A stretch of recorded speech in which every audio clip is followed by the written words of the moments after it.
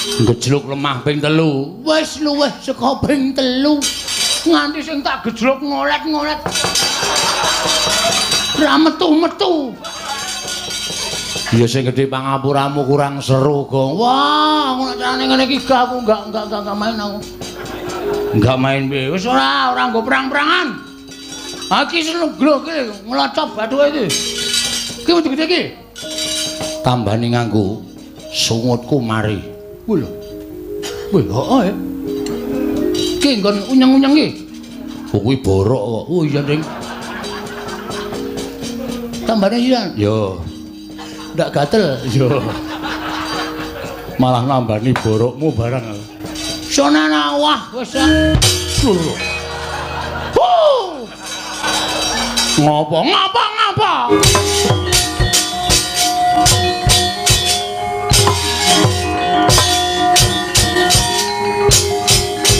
Antasena!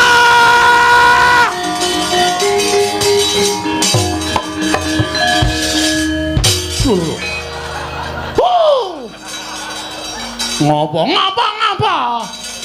Oh, arep modar aku pisan. Mau janjine piye? Gejluk lemah ping 3. Wis luwih saka ping 3. Nganti sing tak gejluk ngolet-ngolet. Ra metu-metu. Ya sing gedhe pangapuramu kurang seru, Gong. Wah, ngono carane ngene iki aku enggak main aku. Enggak main piye? Wis ora nggo perang-perangan. Aki senegro iki nglocop bathuke iki. Ki wis gede iki. Tambani nganggo sungutku mari. Lho. Wih, heeh. Ki nggon unyeng-unyeng iki. Kuwi borok kok. Oh iya, Ding. Tambane sian. Yo. Ndak gatel. Yo. Malah nambani borokmu barang. Sonana wah wis ora tertib mah aku.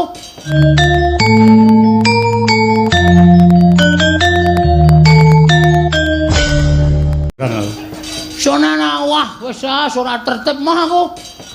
Maju meneh, aku tak rasa ambles bumi. Engko konangan. Lera penak ning kono kuwi, Gong.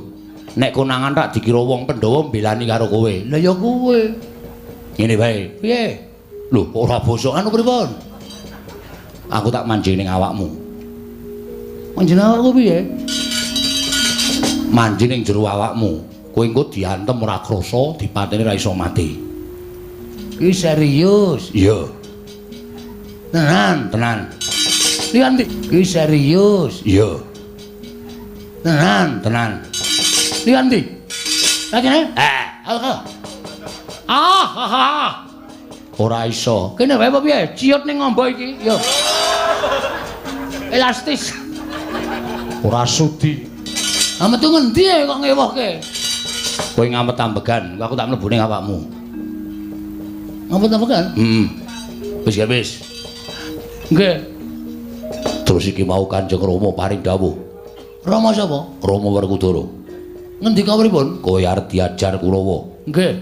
Panjenengan pondho mangkat. Wonten sing gawa glugu, wonten sing gawa sekop. Ajeng mala kalih kula. Terus sampean aku didhawuhi Kanjeng Rama Kyai Jodipati kon ngewangi karo kowe. Oke. Ha iki sing arep kok mendorong tak iki piye iki? Aku ya kon ngewangi, Gong aja kuwatir. Nah. Pon, nek sampean niat ngewangi kula, maju, gempur Kurawa. Ning nek aku sing maju kok kira-kira ngisini-sini. Apike ngene, Gong? Pripun? Aku ngewangi ning kowe maju wong methuke Kurawa. Yo gelut wae yo. Kowe karo aku senggel. Lho. Kok malah nesu? Nesu. Wong ngewangi kok malah kula kon maju. Kowe nek lolo tak tambani, nek mati tak uripke. Aja kuwatir. Mangkato. Yakin? Yakin. Serius? Iya. Nganggo apa le nambani? Banyu sunget kuwi iki. Ki nek diperes metu banyune. Nek nggo nambani wong loro iso mari, nggo nguripke wong mati sing durung winanci iso kelakon. Wah, kene dikutil lampu. Kutil dengkulmu plocot kuwi. Iki pusaka padhake kutil lho. Kula tak maju, Aku sing tansah memanuki lakumu aja kuwatir. Nek ming Kurawa ora bakal menang karo kowe. Yen kowe tak tambani kowe tak uripke. Kowe diantem ngrasake lara, nek lara babak metu gedhe tak tambani langsung mari. Mbok sampean buka apotek mawon. Hus. Kok malah kon buka apotek ora? Aku entuk tamba mujarab kaya ngono kok. Wis mangkato, Bagong mangkato. Yen pancen kowe engko kerepotan, aku ndelabung saka Dirgantara. Wah, iki arep gleleng ya.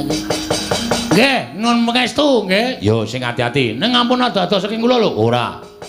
Terus sampean ajeng temu ndi? Mengke ketok Kurawa. Aku ambles bumi. Nah, iki pertanyaan meneh iki. Terus kowe nek ambles bumi terus aku ling ngundang sampean pripun?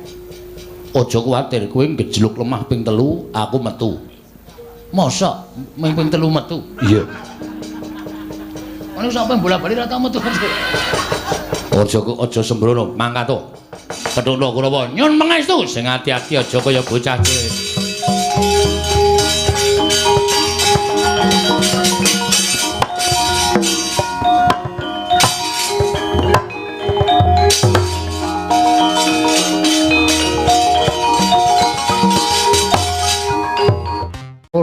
Wurahan tengarane ngajurit gong maguru gongso tetekaya butula. Oh, pancen bener apa sing ngendikake Kakang Prembandurna. Ing atase mung sak derajate Bagong wae lah kok ngembari marang panguwasaning pendhita ing Sokalima. Iki kaya patih sengkune. Iya, Bagong. Lho, ora basa karo aku. Basa ya gelut ora ya jotosan. Ora usah nganggo basa-basa nang kene iki nang alun-alun. Monggo aku mau nantang karo Begawan Durna sing ketok patih sengkuni sak kurawane jelas kowe mbelani Begawan Durna. Pancen kepara nyata, rasah kowe ana omong sing tanpa guna. Kowe apa Kartos Lebor kuwi sing maju? Kartomarma Kartos Lebor dengkulmu mlocot. Heeh, Kartomarma sing maju. Kowe aku ya wani, Kartomarma aku ya turah wani. Aja kemeng Kartomarma ijen. Kerubutan sak Kurawa ora bakal tak tinggal loncat. Lah serep nyawamu. Ora serep bener dadi maling. Ayo. Kowe apa aku sing tekaning pati? Wani karo Kurawa. Sing tak wedeni apamu? Ma Kartomarma wonten timbalan. Kowe iso mateni Bagong cilik iso mbondo tangane ngrincung sikile. Nampa bebungah saka Kakang Prembandurna. Bagong, kowe ngalah. Ngalah piye? Ora iso kon ngalah. Cepeleke ora. Aku kalah nek wis tekaning pati, ngatang-ngatang dadi batang. Kuwi sipate Bagong ngono kuwi. Kowe wae mo sing ngalah. Lho. Kowe bali kowe mane remuk sirahmu kowe. Lho, apa kira-kira kowe iso ngalahke Kartomarma? Wae lah. Didelok malam ini. Bengi iki kowe apa aku sing tekaning pati? Pedhot sirahmu, Hah? pedhot gulumu. Wah, gimer sirahmu tak nggo gatheng kowe. Wah, jan saya suwe aku malah saya merinding. Bagong Sumbari kok meden-medeni. Ora meng kowe mo. Patih tuwek iki cecek yuntune. Ora mlungos kok ngarep aku. Amuk Suramrata, Jayamrata imbang yen padha-padha. Pecah sirahmu. Pecah genti leganing ati ubar.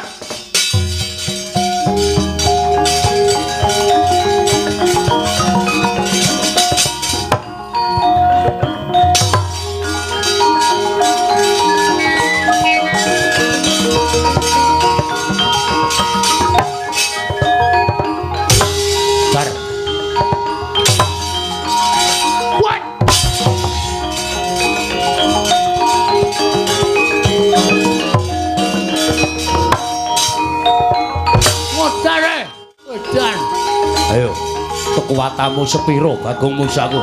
Remuk!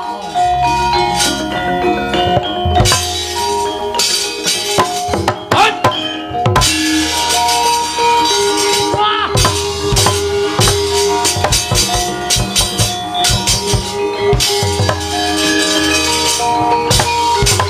Mati. Oh!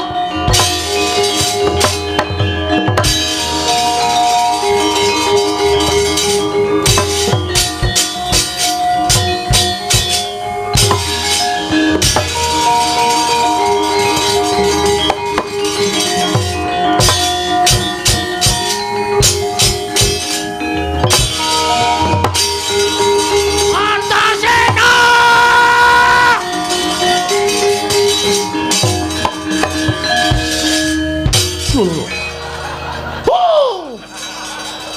Ngapa? Oh, arep modar aku pisan. Mau janjine piye? Gejluk lemah ping 3. Wis luwih saka ping 3. Nganti sing tak gejluk ngolet-ngolet. Ra metu-metu. Ya sing gedhe pangapuramu kurang seru, Gong. Wah, aku nek carane ngene iki aku enggak main aku. Enggak main piye? Wis ora nggo perang-perangan. Aki senegro iki nglocop bathuke iki. Ki gede iki. Tambani nganggo sungutku mari. Wih lho. Wih, heeh. Ki nggon unyeng-unyeng iki. Kuwi borok kok. Oh iya, Ding. Tambane sisan. Yo. Ndak gatel. Yo. Malah nambani borokmu barang. Sonana wah wis ora tertib mah aku. Maju meneh, aku tak rasa ambles bumi. Engko konangan. Lera penak ning kono kuwi, Gong. Nek konangan tak dikira wong Pandhawa mbelani karo kowe. Lah ya kowe. Ngene bae. Piye? Lho, ora bosok Anu pripun? aku tak manjing ning awakmu. Manjing awakku piye? Manjing ning jero awakmu. Kowe engko diantem ora krasa, dipateni ra iso mati. Iki serius. Iya. Tenan. Lihat ndi? Lagi nih? Ora iso. Kene wae apa piye? Ciut ning ngombo iki. Yo. Elastis. Ora sudi. Metu ngendi kok ngewohke? Kowe ngamet ambegan, aku tak mlebu ning awakmu. Ngamet ambegan? Wis ya wis. Nek aku mlebu ning awakmu kowe dikapak-kapake ora apa-apa. Lah mbok yo ditibani gaman mesti kowe ora apa-apa. Mergo kowe kedunungan aku, kowe dadi ampuh. Wis ngono wae aku tak mlebu ning awakmu yo. Nek kowe wis klebon awak aku mesti dadi ampuh. Gak wis lah modar. Omong wae malah pidato. Aku tak keplak sirahmu lho kowe. Wis gawe wis. Gunjang kancing langit kelap-kelap katon. Lir kincang ing risang mawe gandrung.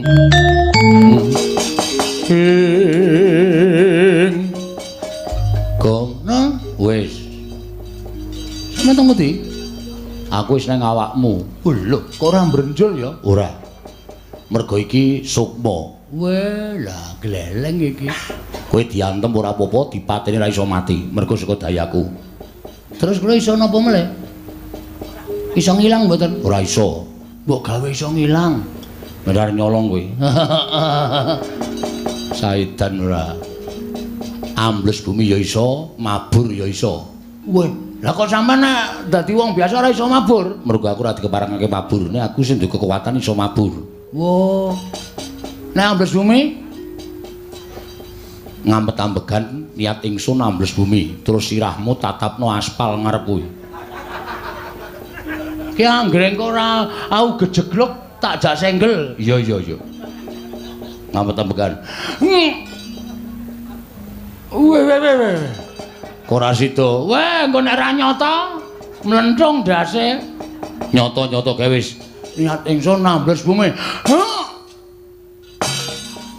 Weh, wah, lah bumi iki peteng tenan. Ora ana apa-apa, Buna.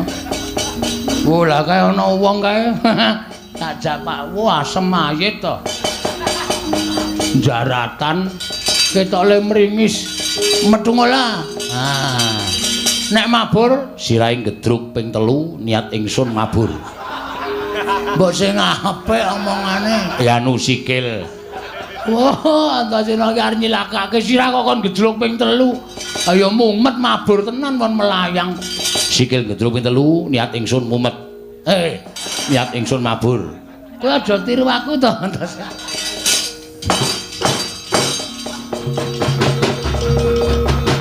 Wah, ya apik nek mabur bangane ambles bumi. Wah, iso weruh ngendi-endi. Wedian kan. Ini ra golek kamar mandi ra ono gendenge. Rugi iki.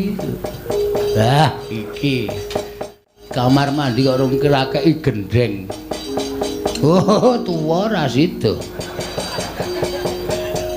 Ting klintring kabeh wis. Ra motok. Wis. Nek medun, ayo wis medun ngono wae. Ah. Ki arep gleleng iki. Wis nantango. Amun Suramarta, Jayawrata, ayo kartos lebar. Iki Bagong Sahyar digdaya kliwat tukur. Kowe mungsu aku iso menang meguru karo kowe 20 taun legane ngatiku barak.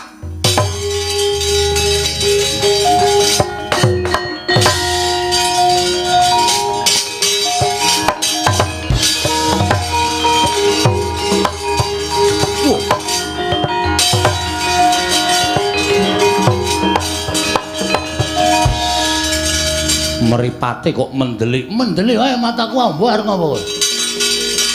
Sajae mentas meguru anyar. Ora memper meguru kok ming sedilit.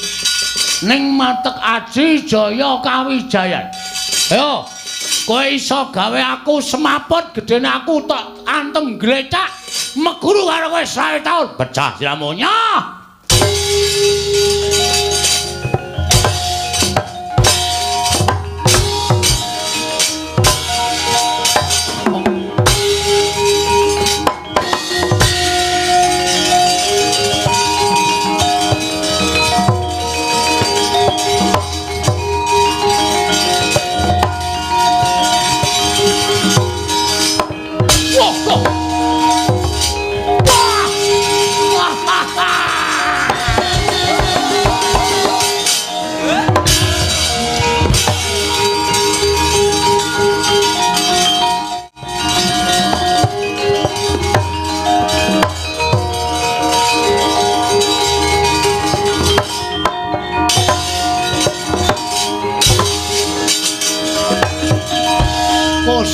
Lagi ngematke wong gawa kopi.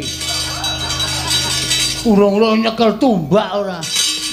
Ayo pecah siramu kowe nya tumban. Nya tumban. Tumbak iso mbolong ndasku. Aku meguru karo 20 taun. Nya wis. Mati tenan kowe Bagong. Hah? Mati tenan. Engko tak cese. Manggone entek baterai colokan listrik murip menah guys. Aja edan, ora edan serius iki. Pecah siramu nya. Ya iki ora muni gamelan. Ngopo dagdug-dagdug. Pecah siramu. Walik Ding. Pecah siramunya. Ah ngono. Hut. Hut. Wah. Oh, mati aku. Mati aku. Wah. Waduh.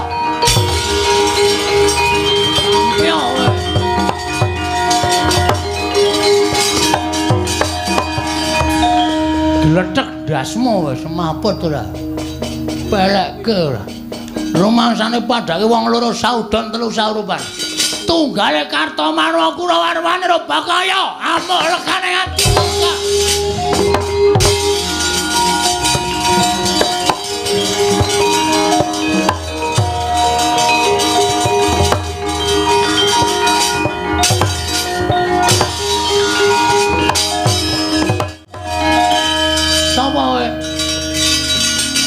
Arku Karto Denda. Wah, ora tau mbayar per bulan kowe.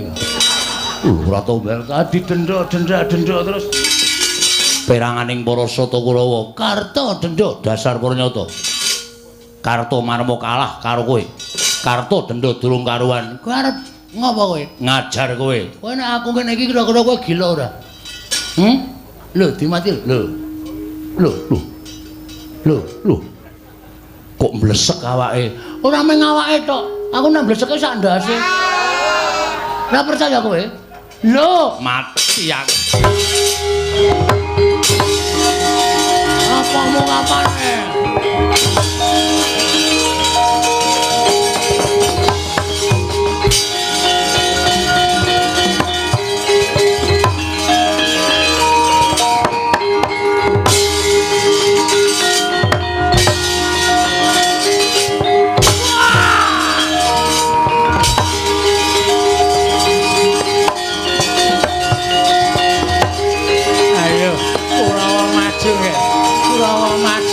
kroyok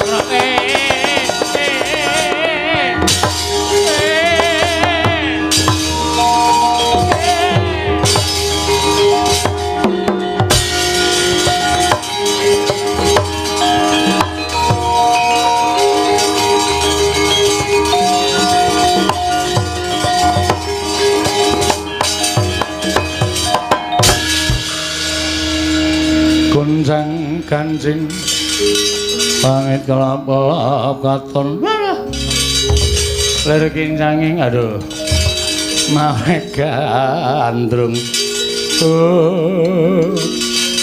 nyuwun pangapunten Kakang Durna lagi metu kaya wis kesonjo mbaya mboten nginten babar pisan nek Bagong digdayane kliwat ukur lho Bagong digdaya mergane kula sawangsa ing katebian iso ambles bumi. Bagong iso ambles bumi iso mabur. Kakang Durna Kurawa bubar mawut mboten kanten-kantenan. Lha sumanggaken Kakang Prembaturna. Oh, lha Bagong aja pamer. Kuat nampani Kyai Cundha maneh aku meguru karo kowe keparat.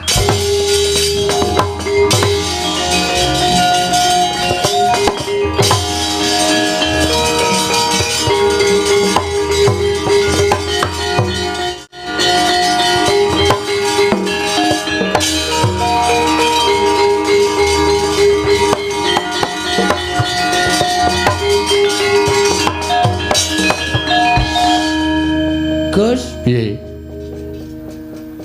Durna beto drei, drei dengkulmu. Kae dudu drei. Lah napa? Kae pusaka arane Cundha Manik. Waduh, murup kaya wong nyuluh. Mergo saka dhewe kekuatane sing ampuh ngegilani, mula pusaka kae murup. Terus ora sawedi. Pethuke Gong, kowe ora bakal tekaning pati. Engko nek mati ora sawedi. Tandang ngono, aku sing bakal namengi saka jero awakmu. Oke, ayo gawa pusaka suntakan aku ora wedi legane atiku, Mas.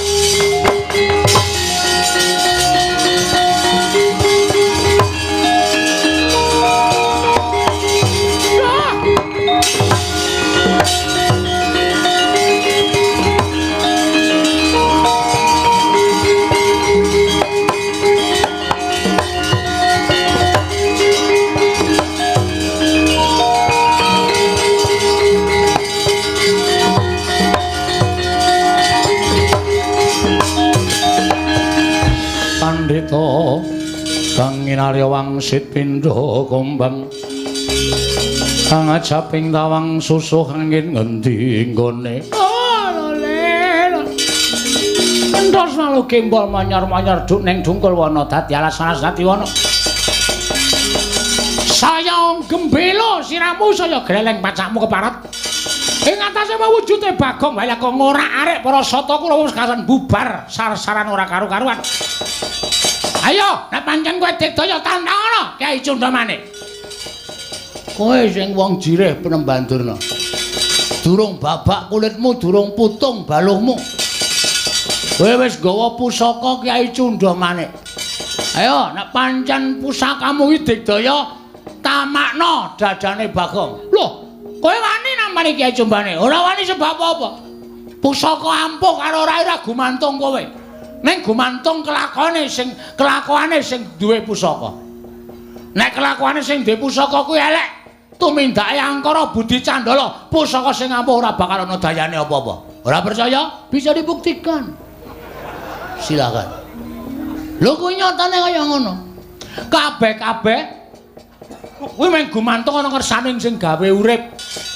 Ampuhing pusaka, ampuhing menungsa. Malati papan panggonan ki mung gumantung karo sing gawe urip. Hah? Wis tau ngerti critane Nabi Musa? Loh. Pendhita ora tau menyang pengajian. Nabi Musa kae tau ngomong ya.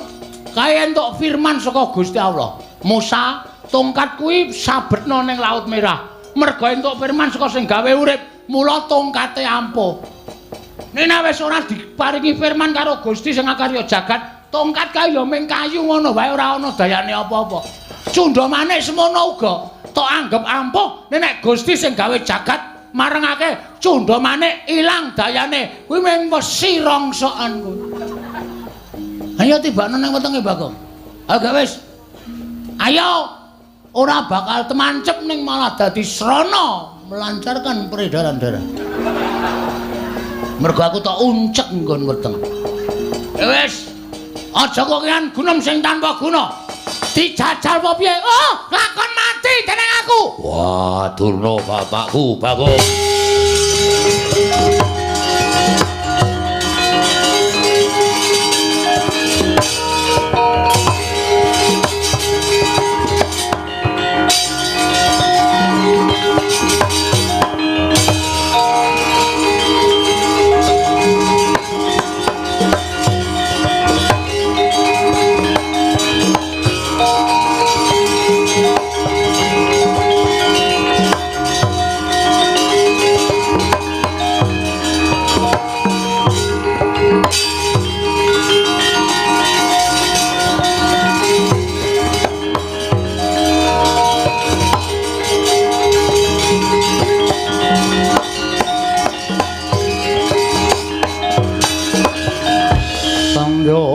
Bala Pandhawa mbiyok gumulung mangung siring sata Kurawa kambaung Wisra katitih merut layut sagung Ratu. Kula nuwun pangapunten, Nger. Iya, awis saking pangatenipun ponakan Bagong saengga kula damel ribet wonten ing negari Ngamarta sewu-sewu kalepatanipun ingkang Bapa Tadah Wadana. Bapa Penemban. Mestinipun Bapa Penemban Durna menika saged menggalih Bagong menika namung drajating Panakawan. Nanging sabab menapa panjenenganipun Bapa Penemban Durna mituruti dhateng menapa ing dados pikajenganipun Panakawan Bagong. Oh, inggih amargi Bagong sampun kurang ajar dhateng Bapa ing Sukalima. Bagong sampun ngias dhateng Bapa ing Sukalima. Bagong sajaipun sampun ngilani dhateng Bapa ing Sukalima. Namung semantena kang kinten kula Bagong namung dapur gegojekan mboten gadhahi niat wantun kaliyan Bapa Penemban Durna. Oh inggih menawi ngaten kula nyuwun mangapunten lan salajengipun kula nyuwun dawuh saking Paduka Anak Prabu Puntadewa menggah kados pundi babagan perkawis menika. Sapurnaning pasewakan ingkang putra tumuli manjing wonten ing sanggar pamelengan nyuwun dhateng panguwasaning dat kang werwengdat mugi-mugi pikantuk pepadhang nyatanipun Dewa Asung pepadhang dhateng ingkang putra pun Darma Kusuma Jawata paring wangsit pusaka katiganipun menika kedah dipun lintoni. Lho dipun lintoni menapa? Dipun lintoni wujuding kanugrahan ingkang badhe mandhap wonten ing jagat ingkang nami Wahyu Jati Wasesa Bapa Penemban.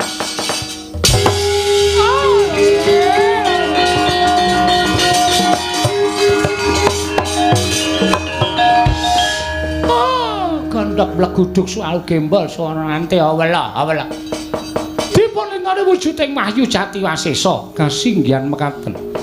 Menawi Bapa saged ngaturaken inggih menika wujudipun Kajeng Jati Wasesa tuwin sekaring Jati Wasesa kula badhe ngaturaken wujudipun tumbak Karawelang payung tunggul naga miwah pustaka jamus miyang jimat kelima sada. Wujudipun Sekar Jati Wasesa lan Kajeng Jati Wasesa kula aturaken Paduka badhe maringaken pusaka tetiga inggih kasinggihan mekaten. Nyuwun pamit yer kula ke Bapa badhe ngupati wonten pundi durungipun.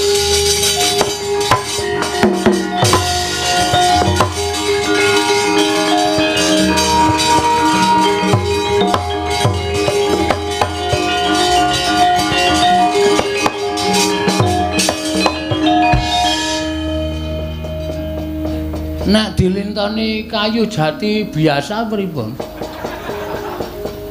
Bagong, nun. Kowe tak kandhani ya Bagong, nggih.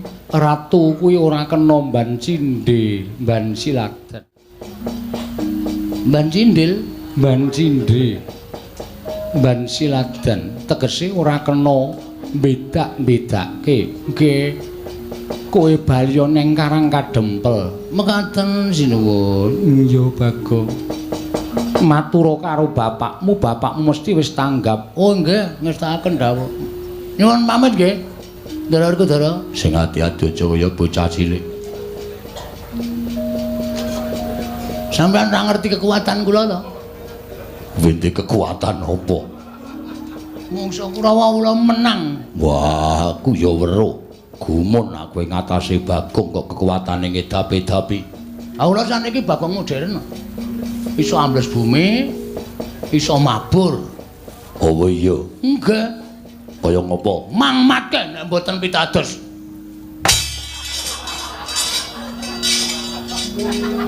Seneng ta kowe? Bahagia ta kowe? Metu ra omong-omong. Sone iki nek metu omong. Modar. Dapusi ale Kang Putra. Kok minta slupe kok njur arep sapa-sapa arep dimuki bapakku barang arep diumuki wong bapakku ki wong ngerti kok arep diumuki. Mbok menawa kok Wis Bagong Baliya, sandangamu kae mau gawanen. Oh iya. Kula kake kraton e wau. Ya wis jupuken. Nggih, ajeng kula nggih melih. Ya wis kono Bagong.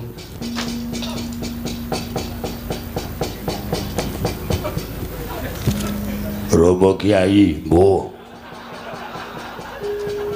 Dimas Antasena, ketak ndasmu kok. Ora dakoni tenan aku. Ora masalah. Sing penting kowe iso gimer sirahe gareng. Sik diancam kok kakane. Nyuwun pamit, sinuwun. Sing ati-ati aja kaya bocah cilik. Nggih, nyuwun pamit nggih. Iya.